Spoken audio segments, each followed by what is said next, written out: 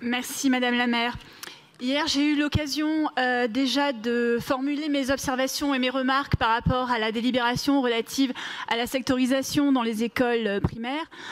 Pour les collèges, elle est du même ordre. Je vous rappelle en fait que nous appelons de nos vœux déjà une meilleure concertation avec les associations de parents d'élèves, qu'elles soient aussi bien indépendantes que d'envergure nationale. On s'est aperçu que lors de cette sectorisation, il y avait eu un véritable défaut de concertation. Il y avait eu d'informations, ça oui, mais comme je l'ai dit hier, information ne veut pas dire concertation. Et pour qu'il y ait concertation, il faut qu'il y ait écoute, échange et avancée sur les dossiers. J'ai eu aussi l'occasion de rappeler que les élèves ne devaient pas servir de variable d'ajustement pour compenser une mauvaise politique du logement. Et donc j'attire votre attention aussi sur les différents vœux qui ont demandé plus de mixité en vous renvoyant à une meilleure politique du logement qui inclurait les classes moyennes. Je vais aussi me faire le relais de ma collègue Inès de Raguenel dans le 15e arrondissement pour justement vous parler de faire le relais de ces observations, pour vous dire que la révision de la sectorisation dans le 15e arrondissement était inévitable.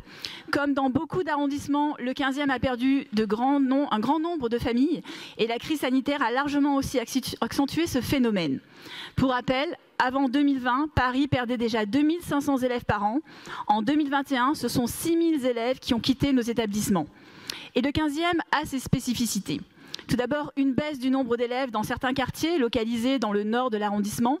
Comme à l'échelle parisienne, ces quartiers ont connu une hausse régulière des coûts des loyers, rendant quasi impossible aux familles, notamment de la classe moyenne, de s'y loger correctement. Et parallèlement, d'autres quartiers situés au sud et à la périphérie de l'arrondissement se sont densifiés. En cause ici notamment la concentration de logements sociaux dont la construction est exponentielle dans ces quartiers depuis 20 ans. Des tensions existent donc dans le 15e, mais il est stupéfiant qu'ils ne vous amènent pas à vous interroger sur l'efficacité de votre politique scolaire.